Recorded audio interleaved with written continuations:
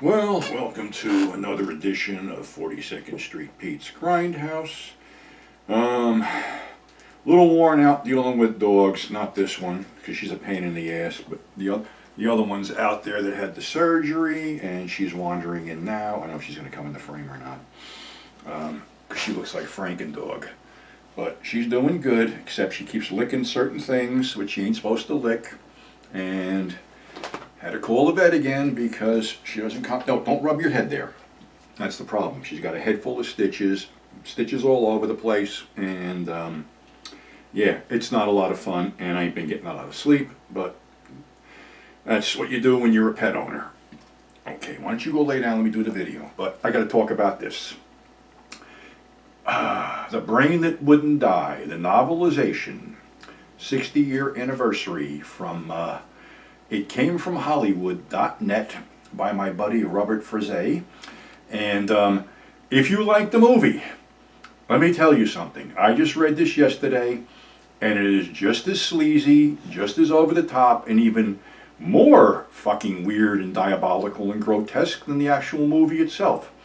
So you definitely need to pick this up if you're into the shit that we're all into. And again, you can get it from itcamefromhollywood.net. I highly recommend this. So, back to our Halloween fare, for lack of better words. We got 4 more movies here. Let me see what I'm going to do. Of course, I had to bring out the perennial favorite, Brides of Blood, Mad Doctor of Blood Island, and Beast of Blood, in this box set put out by Hey, stop licking! There we go again. In this box set put out by Severin, which is out of print now. You can still get Brides of Blood, Terror is a Man, and Mad Doctor, but you can't get Beast of Blood. So, I don't know, for whatever reason, this is what pisses me off about these companies, that they do these limited editions. They put the Beast of Blood in this box set, and now you can't get it. Now, if you want it, it's on eBay for $400 something fucking dollars. Not good. But of course, these are great films. Again, like I said, I don't know why these DVD companies do this shit. I had covered this years ago in Chiller Theater magazine. I think I had called it the Blood Island. I know I had called it the Blood Island Vacation. Vacation on Blood Island. So about a year or so later, Image comes out with this, the Blood Island Vacation. So obviously somebody had read that magazine, and someone grabbed my idea. This box set is out of print and includes The Brain of Blood, which basically there was supposed to be a 4th movie ordered, but John Ashley and Eddie Romero had already gone on to greener pastures. So it was never made. It was supposed to be The Horrors of Blood Island. They made this Brain of Blood. Al Adamson did it. It's really pretty a shitty fucking movie. Of course, Brides of Blood was, the radioactive fallout on the island that made things really weird, and they had a monster that looked like an overblown Michelin tire man. And basically, he raped and mutilated a bunch of girls left out to sacrifice him. Of course, he gets his in the end. But then we go to the Mad Doctor of Blood Island with my former primary care physician, Dr. Lorca, who was conducting weird experiments on the island populace, and especially on his buddy Don Ramon, who he replaced his blood with chlorophyll, which changed him to a green-blooded monster who ran out into the jungle and had a habit of playing annoying practical jokes on anyone who would enter his domain with the intention of trying to ferret him out. Of course, there is plenty of blood, gore, spilled entrails, and dismembered limbs in this one, which makes it a lot of fun, plus a twisted little sexual subplot. And just when you think that the rampaging creature, Don Ramon, is dead at the end, he resurfaces on the boat in the beginning of Beast of Blood and hacks a bunch of sailors to pieces before the boat explodes, and we see him washed up on shore, where he is eventually captured again by Dr. Lorca and has his head removed and put in a jar and his body on a table. Eventually, the head gets control of the body and beats the shit out of Dr. Lorca, and that's the end of it. And like I said, John Ashley and Eddie Romero went on to bigger and better things with Roger Corman. And of course, for our 4th film, we're up to, what is it, November 8th now, I think? Yeah. course, I had to bring out this perennial classic, Night of the Living Dead, fully restored on Criterion. And yeah, this is the first actual American horror film, I would say, because it's uniquely American. But then again, there's so much involved in the background of this thing. Like, the title originally, I think, was Night of the Flesh Eaters, but the people who put out The Flesh Eaters in 1963 hit them with a cease and desist. Then they called it Night of the Ominous or whatever, some Egyptian god of death, and that didn't fly, so it became Night of the Living Dead. But for whatever reason, they forgot to copyright that title, and it fell into the public domain, and there's been endless fucking arguments on Facebook with these groups and things like that of what's this and what's that and the other thing. Okay, the bottom line is it did fall into the public domain. And I have met and, enjoyed the company of several cast members. Unfortunately, a few that are no longer with us, like Bill Heinzman. But there always would seem to be a little animosity because, a lot of people made money on this movie and they didn't. But then, I got to look at it this way. I did conventions for close to 30 years, and so did most of the cast. And, they made a lot of money doing these conventions. So it should have all came out in the wash. Whether it did or it didn't, I don't know. But still, it's a film that holds up even today. Like they said, the odd part about this whole thing was, they were ghouls in Night of the Living Dead, but were zombies in Dawn of the Dead. And I guess somebody decided that ghouls weren't marketable, but when you go back to the whole zombie thing, ghouls, by definition, were creatures that feasted on freshly killed corpses or whatever. Zombies were reanimated corpses brought back to work on the sugarcane plantations in Haiti and places like that. Somehow this got lost in the translation. But I'm going to go back to something I mentioned the other day about Sugar Hill and her zombie hitmen here, which like I said, I had watched it. It didn't really sink in as how good a film this was. It winds up that this nightclub owner gets beaten to death by the Southern mob led by Robert Quarry in a horror monster role, so to speak. He plays this slimy mafia type from down south, and his gang kicks this guy to death, and now they have to deal with Sugar, who is his girlfriend, who goes and resurrects Baron Samedi, played by Don Pedro Colley, in a really, really good role. And again, her wish is to bring these reanimated corpses back to dispatch the people that killed her boyfriend. And they are dispatched in several horrible ways: a decapitation, one thrown to starving pigs, one thrown into a pit of snakes, another one winds up getting massaged by female zombies who basically kill him. And the Robert Quarry character Morgan meets his demise in a pit of quicksand.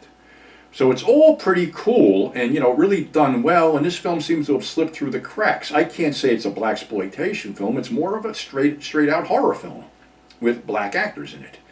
And there was an interesting segue on this thing by Charles Robinson, who wound up playing Mac in Night Court, that he was basically a Houston, Texas guy, a thespian down there, and he produced this film and was offered a role in it as Fabulous, one of Quarry's hitchmen. And Quarry said to him, you're a pretty good actor. Did you ever think of coming out to Los Angeles? And he said, no. Well, he goes, if you ever come out, contact this agency and, tell them, I recommended you, and they would probably put you on.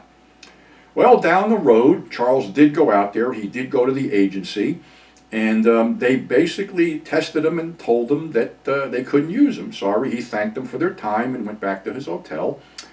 And Robert Quarry called him and asked how did he made out, and he said, well, it was nice. I thank you for the recommendation, but they really had nothing for me. Well, about 20 minutes later, he got a call from that agency, said they changed their mind, they wanted to use him, they were going to sign him, yada, yada, yada. Well, a couple months in, he asked what, happened to change their mind, and he go, well, Robert Quarry called us up and said that basically if you didn't take him, I was going to drop out of the agency. So that was a really cool thing for Robert to do because, it helped the fellow actor. Plus, I, met Robert at Chiller years ago, and he was a very nice, very congenial guy. So, unfortunately, he's no longer with us, as is Charles. I think Charles passed away last year. But yeah, this film, like I said, this film is definitely worth a look, and it's a lot better than it sounds. And those are our Halloween picks up until October 8th. But something else came up from a fan question about the violence that's going on right now. I guess there was a shooting in Michigan last night again.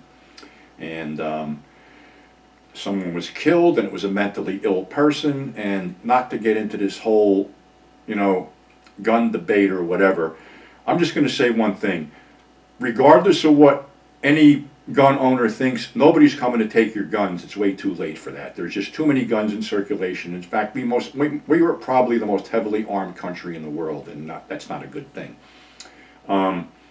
It seems that, for whatever reason, we embrace this violence, and it's not good.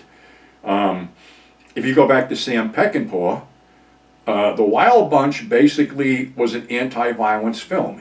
Sam made that film to show how horrible actual violence was, what a gunshot would actually do to a person. But the segue was where it basically made him as a director. All the people wanted out of him was more violence. I mean, his two favorite films that he made were A Ballad of Cable Hogue and Junior Bonner, with hardly any violence in them. But again, it was the public that demanded and got what, he was famous for. Not that he wanted to be famous for it. Another one is Charles Bronson. Now, if you watch Charles Bronson's career, Charles was really a very good actor in different things. I mean, I know he was usually cast as a heavy or, gunfighter or whatever, but you watch Kid Galahad, you watch a few other movies, even Death Wish before he morphed into the vigilante killer. Charlie was a good actor. But after Death Wish, all the public wanted was to see Charlie shoot people. And it was sort of the same thing with Clint Eastwood. He did those Dollars films. He came over and did Hang 'em High. And his fifth film was Beguiled, where he didn't kill anybody. He was actually killed at the end. It was a serious film.